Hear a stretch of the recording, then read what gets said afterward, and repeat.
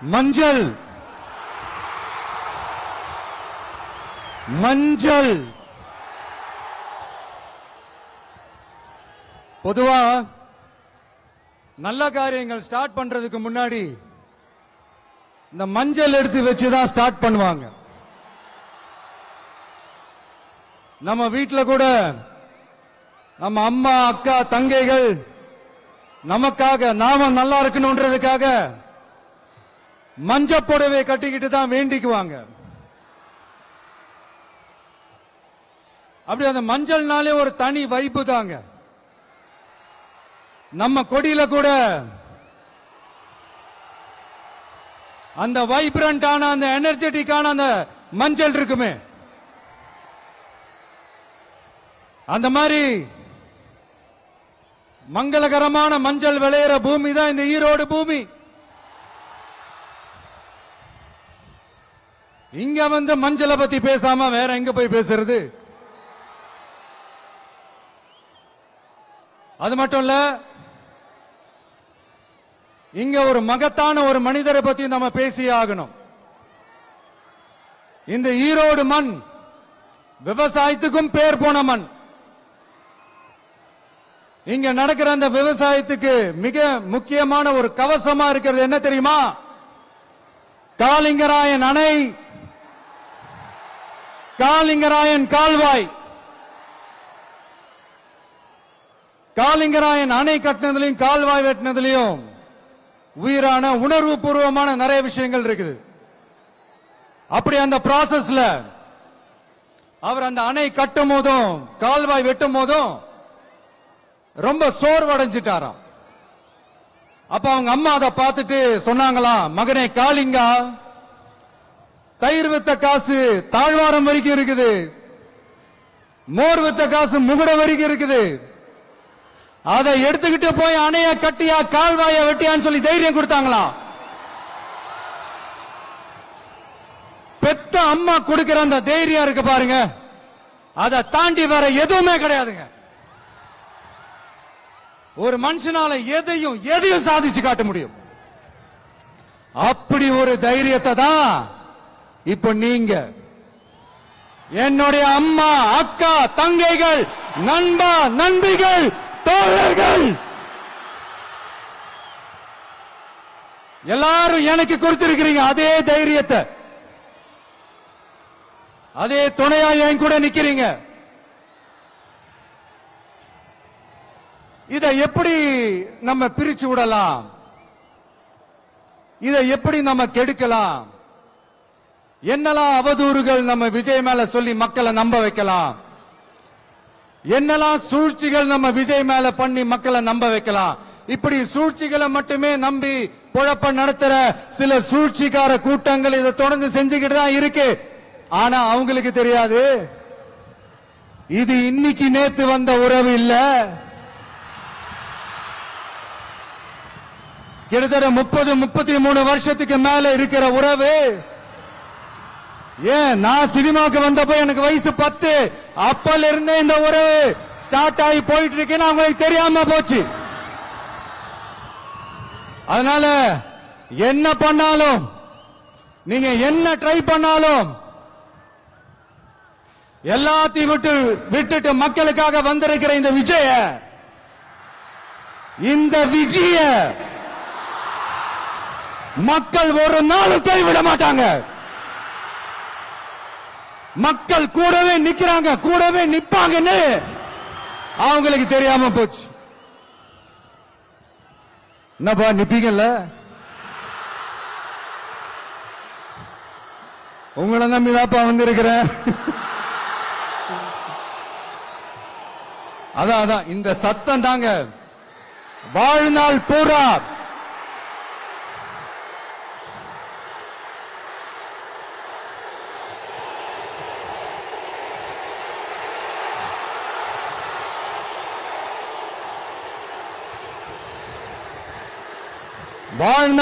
உங்களுக்கு நன்றியோடவே இருப்பேன். இப்போ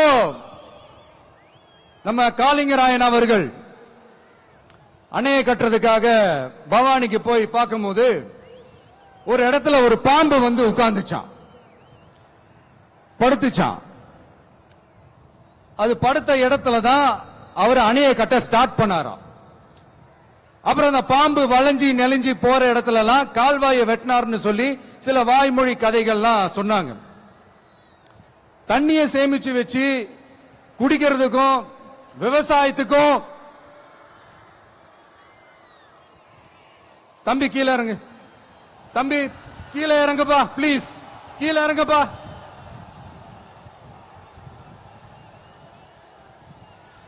ஓகே, தேங்க்யூ தேங்க்யூ. கீழே இறங்குங்க, கீழே இறங்குப்பா. நீ இறங்கினாதான் முத்தம் கொடுப்பேன்.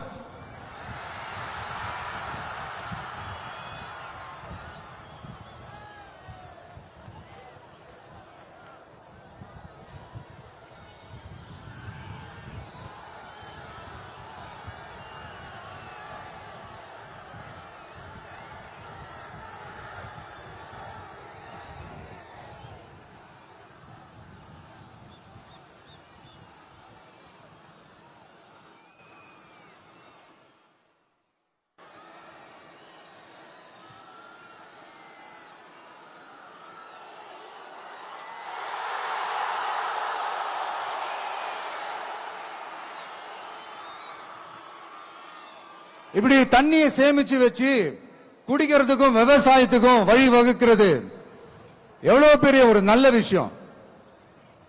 சோ இந்த மாதிரி நல்ல விஷயங்கள்லாம் செஞ்சிட்டு கதைகள் சொன்னா பரவாயில்ல, எதுவுமே செய்யாம கதைகளை மட்டும் அடிச்சு விடுறது எப்படி? அத்திக்கடவு அவிநாசி திட்டத்தை இன்னும் விரிவுபடுத்தினா அந்த 3 மாவட்டத்தில் இருக்கிற லட்சக்கணக்கான மக்களுக்கு எவ்வளவு பிரயோஜனமா இருக்கும். எத்தனையோ லட்சம் ஏக்கர் நிலங்கள்ல விவசாயம் நடத்தினா எவ்வளவு பிரயோஜனமா இருக்கும். ஏன் அதெல்லாம் பண்ண மாட்டேன்றீங்க? வள்ளுவர் கோட்டத்துக்கு காட்டுற அக்கறைய இங்க மக்கள் வாழ்வாதாரத்தில் கொஞ்சம் காட்டலாம்ல, ஏன் காட்ட மாட்டேன்றீங்க? இங்க என்ன கவர்மெண்ட் நடத்துறாங்களா இல்ல கண்காட்சி நடத்துறாங்களா? இந்த 21ஆம் நூற்றாண்டிலே மக்களை பத்தி எதுவுமே யோசிக்கிறது இல்ல. ஆனா அந்த காலத்திலேயே இது எல்லாத்தையும் பத்தி யோசிச்ச மக்களை பத்தி, குடிக்கிற தண்ணியை பத்தி, விவசாயத்தை பத்தி, அணை கட்டுறதை பத்தி, கால்வாய் வெட்டுறதை பத்தி, இதெல்லாம் எங்கிருந்து? பவானியிலிருந்து நொய்யலாறு வரைக்கும் கால்வாய் வெட்டி இது எல்லாத்தையும் பத்தி யோசிச்ச காளிங்கராயன் அவர்களுக்கு கோடி கும்பிடு போட்டாலும் பார்த்தாதுங்க. இப்படி அந்த காலத்துல இருந்த ஒரு ஹீரோவை பத்தி பேசிட்டு இந்த காலத்துல, அதாவது 1920th செஞ்சுரியில இருந்த ஒரு ஹீரோவையும் பத்தி நம்ம பேசி ஆகணும்ல. ஒருத்தர் இலக்கிய மனம் கொண்ட ஹீரோனா இன்னொருத்தர் இரும்பு மாதிரி அயன்மேன் தான். எஸ், நம்ம ஈரோடு கடப்பாறை தான்.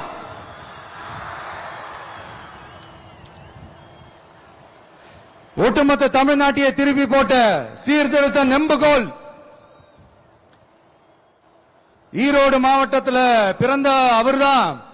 இந்தியாவுக்கே இடஒதுக்கீடு சம்பந்தமான அரசியல் சட்டத்தை திருத்தறதுக்காக போராட்டம் நடத்தினவர் யாரு?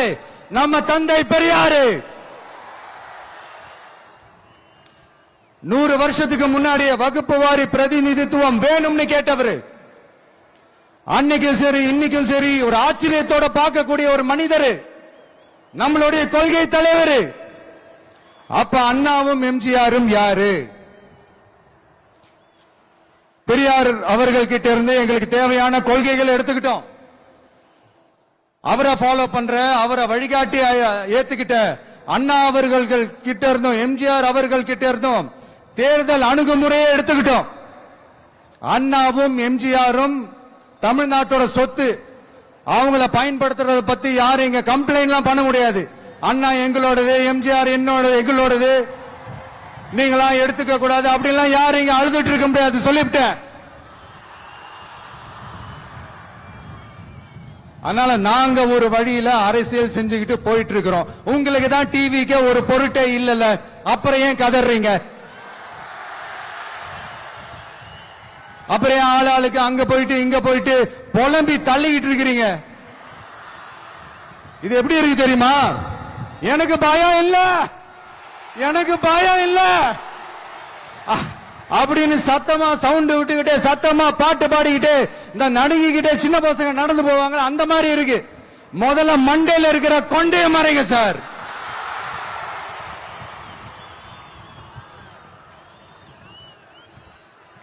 சும்மா மாறு வேஷத்துல மறு வச்சுக்கிட்டு மீடியா ஆளு ரேடியோ ஆளுன்னு இவங்க ஆளுங்களே மாத்தி மாத்தி அனுப்பிக்கிட்டு இதெல்லாம் என்ன மக்களுக்கு தெரியாதுன்னு நினைச்சிட்டு இருக்கீங்களா? மக்கள் எல்லாத்தையும் உன்னிப்பா கவனிச்சிட்டு இருக்காங்க. அதனாலதான் சொல்றேன், உங்களுக்கு நீங்க கொள்ளையடிச்சு வச்சிருக்கிற காசு தான் துணை.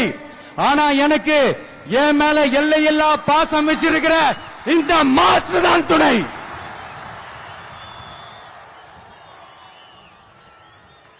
இப்படி நமக்கு துணையா இருக்கிற ஈரோடு மக்களுக்காக நான் இப்போ குரல் கொடுக்கலாம் வந்திருக்கிறேன். சரி, இப்ப விஷயத்துக்கு வருவோம்.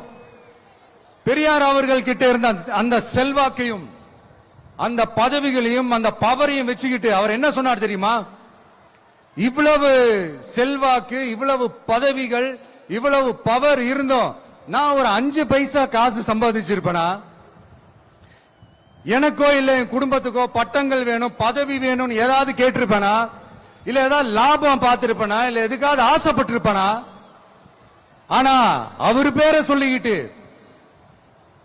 அவருடைய கொள்கையை ஃபாலோ பண்றதா சொல்லிக்கிட்டு இப்ப ஆட்சியில இருக்கிறவங்க என்னெல்லாம் செய்யறாங்கன்னு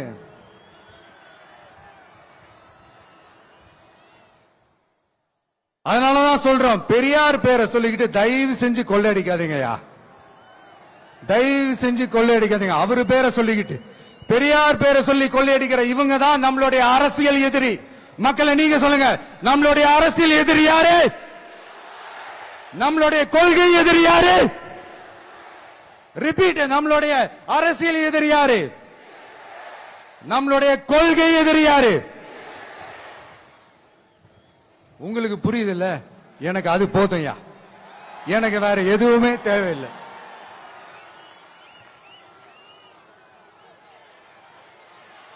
அதனாலதான்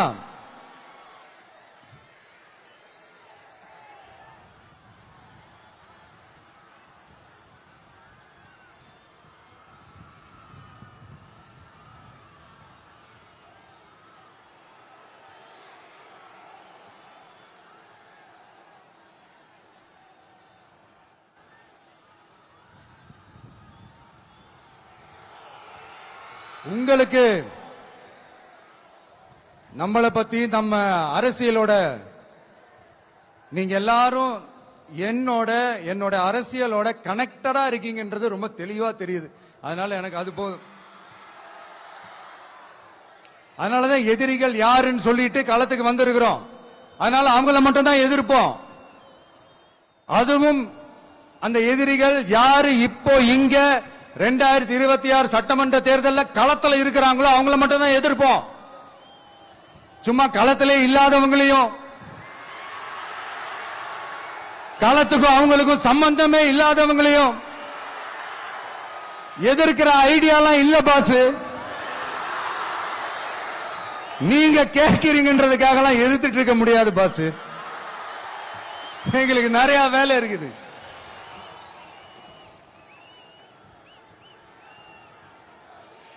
எத்தனை எத்தனை பொய்யான வாக்குறுதிகள். வந்த உடனே நீட்டை ரத்து செய்வோம், கல்வி கடனை ரத்து செய்வோம், கேஸ் சிலிண்டருக்கு மானியமா 100 ரூபாய் தருவோம், என்னெல்லாம் அடிச்சு விட்டுட்டு இன்னி வரைக்கும் கேட்கிறேன், இதெல்லாம் சொன்னாங்களே செஞ்சாங்களா? இவங்க எப்பவுமே இப்படிதான், சொல்றது ஒண்ணு செய்யறது ஒண்ணு. திமுகவும் பிரச்சனைகளும் ஃபெவிகால் போட்டு ஓட்டின ஃப்ரெண்ட்ஸ் மாதிரி ஒன்னில இருந்து ஒன்ன பிரிக்கவே முடியாது. இப்போ ஈரோடு பகுதியில் இருக்கிற பிரச்சனையை பத்தி பேசுவோம். பெரியார் பேரை மட்டும் சொல்லிக்கிட்டு எப்படி அவரோட கொள்கைகளுக்கு எதிராக செயல்படுறாங்களோ அப்படிதான் இந்த மஞ்சள் நகரத்தோட மஞ்சளுக்கும் ஒண்ணும் பண்ணல, மஞ்சள் விவசாயிகளுக்கும் ஒண்ணும் பண்ணல. ஆராய்ச்சி மையம், சிறப்பு மையம்னு கோடி கோடியா டெண்டர் விட்டாங்க, பேருக்கு கட்டிடத்தை கட்டினாங்க. ஆனா உலகமே போட்டி போட்டு வாங்குற மஞ்சளை மதிப்பு கூட்டி விற்பனை செய்ய, அதாவது அதோட வேல்யூ இன்கிரீஸ் பண்ணி நம்ம விவசாயிகளுக்கும் இந்த மாவட்ட மக்களுக்கும் நன்மை செய்ய இதுவரைக்கும் என்ன செஞ்சிருக்காங்கன்னு யோசிச்சு பார்த்தா ஒரு பெரிய ஜீரோ தான். கரும்பு நெல்லுக்கு அரசாங்கம் விலை பிக்ஸ் பண்றாங்க, அதையும் ஒழுங்கா பண்றதில்ல. ஒவ்வொரு முறையும் பிரச்சனை. அங்க நெல் கொள்முதல் செய்யறதுல ஊழல். சரி, நாம கஷ்டப்பட்டு விளைய வச்சது வீணா போக கூடாதுன்னு நினைச்சு நம்ம விவசாயிகள் கேட்கிற லஞ்சத்தை கொடுத்தாலும் அதுக்கப்புறம் கூட அந்த கொள்முதல் ஒழுங்கா நடக்கிறது இல்ல. அதையும் தாண்டி ஏதோ ஒரு விலை விவசாயிகளுக்கு கிடைக்குது. அப்படிலாம் இல்லாம ஒழுங்கா நேர்மையா நம்ம மஞ்சளுக்கும் நியாயமான விலை பிக்ஸ் பண்ணி தரமான விதைகளை கொடுத்தா என்ன குறைஞ்சா போயிடுவாங்க? இதெல்லாம் யோசிக்கிறதுக்கு அவங்களுக்கு நேரமே இல்ல. 24x7 அவங்களுடைய யோசனை என்ன தெரியுமா? இந்த விஜயை எப்படி முடக்கலாம், தமிழக வெற்றி கழகத்தை எப்படியெல்லாம் முடக்கலாம், அப்படிதான் அவங்களுடைய சிந்தனையே 24x7. எத்தனையோ வருஷத்துக்கு முன்னாடி நம்ம காளிங்கராயர் நதிகளின் இணைப்புக்கு முன்னோடியா இருந்தார். பவானி ஆத்துல வர அதிகமான தண்ணி அணை கட்டி தேக்கி தண்ணீர் வறட்சியான பகுதிகளுக்கு அனுப்பினாரு. ஆனா இன்னைக்கு இவ்வளவு நவீன வசதிகள் இருந்தோம், இவ்வளவு சயின்ஸ் வளர்ச்சிகள் இருந்தோம், இவ்வளவு டெக்னாலஜி வளர்ச்சிகள் இருந்தோம், அவங்க வாக்குறுதியில் ஒண்ணு கொடுத்தாங்கல்ல, பவானி நொய்யலாறு அமராவதி 6 இணைப்பு திட்டத்துக்கு ஒரு துரும்ப கூட கிள்ளி போடல. வாக்குறுதி நம்பர் 103 சொன்னாங்களே, செஞ்சாங்களா? சரி, இதாவது ஒரு பெரிய ப்ராஜெக்ட் வைங்க. ஆறுகளை சுத்தப்படுத்த பல்லாயிரம் கோடி நிதி ஒதுக்குவோம், தமிழ்நாட்டில் உள்ள ஆறுகளை சுத்தப்படுத்துவோம்னு சொன்னாங்களே, செஞ்சாங்களா? ஆனா ஆத்து மணல கொள்ளையடிக்கிறதுல மட்டும் வேலைய கரெக்டா செய்வாங்க. இத நான் ஏன் திரும்ப திரும்ப சொல்றேன்னா, மக்களே நீங்க புரிஞ்சுக்கணும். கொஞ்சம் மசந்தா மத்த மாவட்டங்கள்ல மணல் காணாம போன மாதிரி, மலைகள் காணாம போன மாதிரி, நம்ம மாவட்டத்தில் தனி வளத்தை கொடுத்த செம்மண்ணும் காணாம போறதுக்கு வாய்ப்பு இருக்கு மக்களே. நம்ம மண்ணுக்கும் நம்ம ஆத்துக்கும் நம்ம விவசாயிக்கும் தான் இந்த மோசமான நிலைமை. அதனால ஏதாவது தொழில் செஞ்சு பிழைக்கலாம்னு பார்த்தா அதுக்கும் எங்க விடுறாங்க? தொழில்னு பார்த்தா 30% நெசவாளர்களுக்கு கூலி பாக்கி. அரசாங்கம் நம்ம நெசவாளர்கள் கிட்ட இருந்து கொள்முதல் செய்த வேட்டி சேலைக்கான கூலியை கூட போராடித்தான் வாங்க வேண்டியதா இருக்குது. அது சலுகையோ உதவியோ நலத்திட்டமோ கிடைக்காது. நம்ம உழைப்புக்கான ஊதியம், நம்மளோட உரிமை, அதுக்கே போராட வேண்டிய நிலையில தான் இந்த அரசாங்கம் நம்மள வச்சிருக்கு. நல்லா பாத்துக்கங்க மக்களே, உரிமைக்கு குரல் கொடுத்தவங்க தான் இவங்க. சிறு குறு தொழில்கள் பீக் ஹவர்ஸ் சார்ஜ்னு கரண்ட்டுக்கு அநியாய விலை வச்சு அதையும் செய்ய விடாம நம்மள முடக்கிறாங்க. அந்த பீக் ஹவர்ஸ் சார்ஜ் கொள்ளையால எத்தனை வருஷமா எவ்வளவு பேர் பாதிக்கப்படுறோம், எவ்வளவு தொழில்கள் பாதிக்கப்படுது.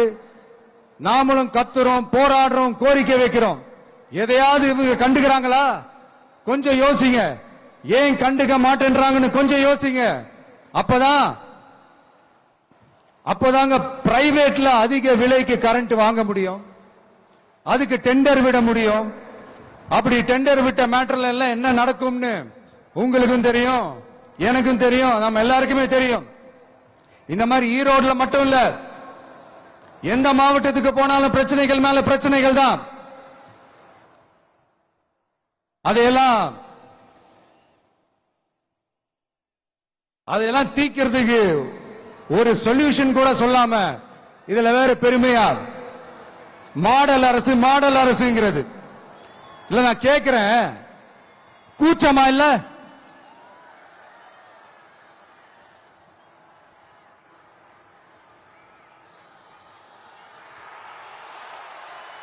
இதெல்லாம் கேட்டா அப்படியே நம்ம பக்கம் யூட்டர்ன் அடிச்சு வந்துருவாங்க. விஜய் என்ன அரசியல பேச மாட்டேன்றாரு, விஜய் என்ன சினிமா டயலாக் மாதிரி பேசுறாரு, விஜய் நான் பஞ்ச் டைலாக் பேசுறாரு, விஜய் நான் 10 நிமிஷம் தான் பேசுறாரு, 9 நிமிஷம் தான் பேசுறாரு. நான் எத்தனை நிமிஷம் பேசினா உங்களுக்கு என்ன சார்? நான் எப்படி பேசினா உங்களுக்கு என்ன சார்? உள்ள விஷயம் என்னன்னு பாருங்க சார். ஒவ்வொரு மாவட்டத்துக்கும் போய் மக்கள் ஃபேஸ் பண்ற பிரச்சனைகளை எடுத்து பேசிட்டு இருக்கிறேன். பின்ன அது அரசியல் இல்லாம வேற எதுதான் அரசியல்? உங்களை மாதிரி தனிப்பட்ட முறையில தரக்குறைவா அசிங்கமா பேசுறதுதான் அரசியல்னா அந்த அரசியல் நமக்கு வராது. வராதுன்னா நல்லாவே வரும். உங்களை விட எனக்கு அது நல்லாவே வரும். வேணான்னு விட்டு வச்சிருக்கிறோம். அப்புறம் உங்களுக்கு நமக்கு என்ன வித்தியாசம்?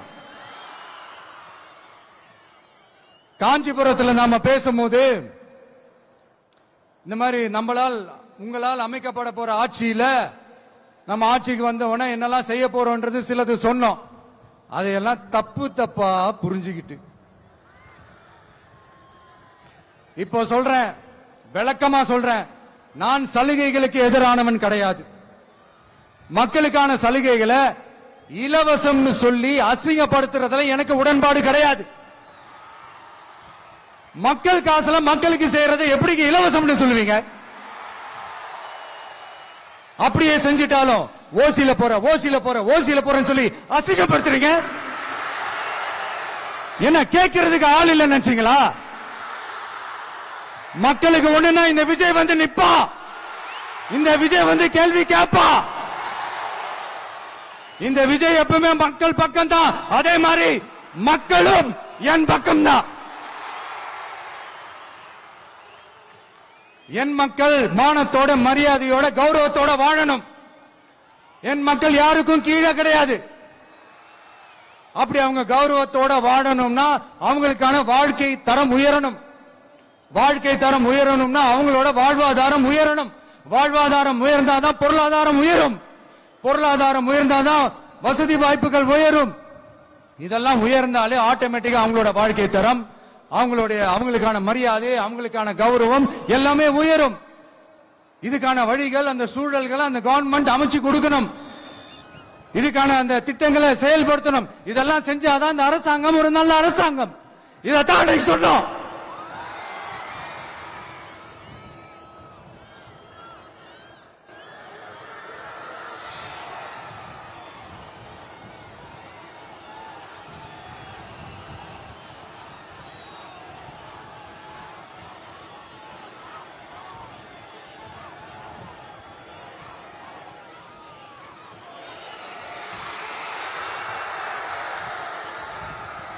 இதத்தான் அன்னைக்கு சொன்னோம். உடனே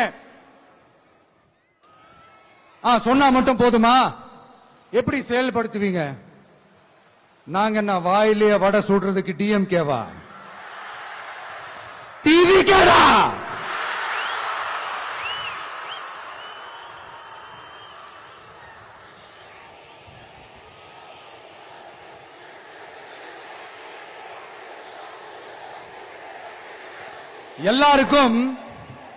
எல்லாருக்கும் நிரந்தரமான ஒரு வீடு இருக்கணும்னு சொன்னோம். உடனே எங்க ஆட்சியிலே நாங்க எல்லாரும் வீடு கட்டி கொடுத்துட்டோமே அப்படிங்கிறது இல்ல. நான் கேட்கிறேன், இங்க உங்களை தான் கேட்கிறேன், இங்க வாடகைக்கு இருக்கிறவங்களே இங்க யாரும் இல்லையா? எல்லாருக்கும் சொந்தமா வீடு கட்டி கொடுத்துட்டாங்களா?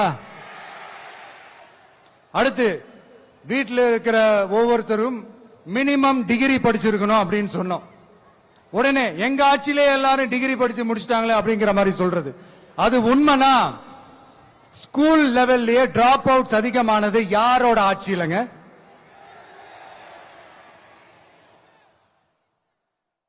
பசங்க பிள்ளைங்க யாரும் ஸ்கூல்ல சேரலன்னு சொல்லிட்டு எனக்கு தெரிஞ்சு 207 கவர்மெண்ட் ஸ்கூல்ஸ் மூடினது யாரோட ஆட்சியிலங்க?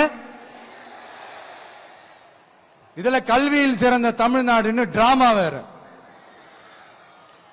அடுத்து குடும்பத்துல ஒருத்தருக்கு நிரந்தரமான வருமானம் வரணும், வேலை வாய்ப்பு கிடைக்கணும் அப்படின்னா நாங்க கொடுக்காத வருமானமா, நாங்க கொடுக்காத வேலையா அப்படிங்கிறது. எத்தனையோ லட்சம் காலி பணியிடங்கள் நிரப்புவோம்னு வாக்குறுதி கொடுத்துட்டு ஆட்சிக்கு வந்தீங்கல்ல, எத்தனை லட்சம் காலி பணியிடங்களை நிரப்புனீங்க? அட்லீஸ்ட் 1 லட்சம் காலி பணியிடங்களாவது நிரப்புனீங்களா? இதெல்லாம் சொல்லிட்டு மக்களை ஏமாத்துறது யாரோட ஆட்சியிலங்க? அடுத்து ரொம்ப முக்கியமா பெண்களுக்கு பாதுகாப்பு இல்ல, சட்டம் ஒழுங்கு சரியா இல்லைன்னு சொன்னா தமிழ்நாட்டில் பெண்கள் பாதுகாப்பு தான் அதிகமா இருக்குதான். நீங்க சொல்லுங்க மக்களே, பெண்கள் பாதுகாப்பு இருக்கு, சட்டம் ஒழுங்கு சரியா இருக்கு? அவங்க சொல்றது உண்மையா? அவங்க சொல்றதை நீங்க ஏத்துக்கிறீங்களா? சத்தமா கேக்குதா சார்? இதுதான் ரியாலிட்டி, இதுதான் நிஜம். நம்மளுடைய ஆட்சியில சட்டம் ஒழுங்குல சமரசமே இருக்காது. அதனாலதான் இவ்வளவு ஸ்ட்ராங்கா சொல்றோம், தைரியமா இருங்க மக்களே. இந்த மாதிரி விஷயங்கள்லாம் நம்ம மக்கள் கிட்ட எடுத்து சொன்னா உடனே இந்த இது எடுத்துட்டு வந்துருவாங்க.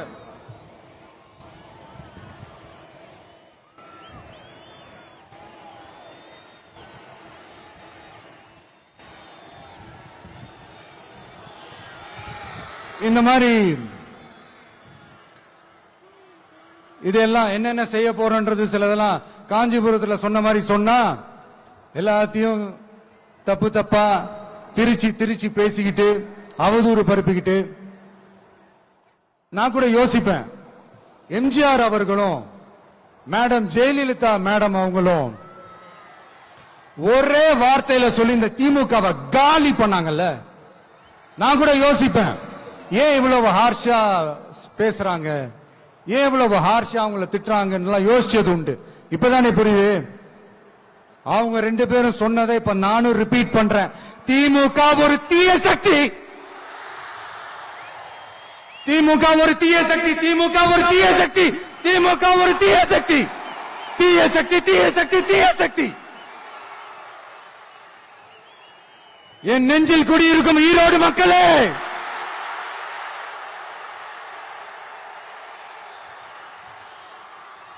டிவிகே ஒரு தூய சக்தி. எப்படி? டிவிகே ஒரு தூய சக்தி. தூய சக்தி டிவிகேவுக்கும் தீய சக்தி டிஎம்கேவுக்கும் தான் போட்டியே.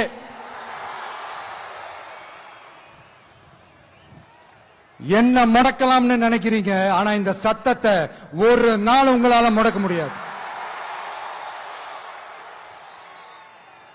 மக்கள் விரோத திமுக அரசை வீழ்த்த மக்கள் சக்தியான நம்மளால மட்டும்தான் முடியும். அண்ணன் செங்கோட்டையன் அண்ணன் அவர்கள் நம்ம கூட வந்து சேர்ந்தது நமக்கு ஒரு மிகப்பெரிய ஒரு பலம். அந்த மாதிரி செங்கோட்டையன் அண்ணன் அவர்கள் மாதிரி இன்னும் நிறைய பேர் வந்து சேர இருக்கிறாங்க. அவங்க எல்லாருக்குமே அந்த உரிய அங்கீகாரத்தை கொடுப்போம். அது மட்டும் இல்ல, அப்புறம் இன்னொரு விஷயம் சொல்ல மறந்துட்டேன். இப்ப ரீசெண்டா ஒரு இடத்துல நம்ம சிஎம் சார் அவர்கள் பேசும்போது சொன்னாங்க, என் கேரக்டரையே புரிஞ்சுக்க மாட்டேங்கிறேன்.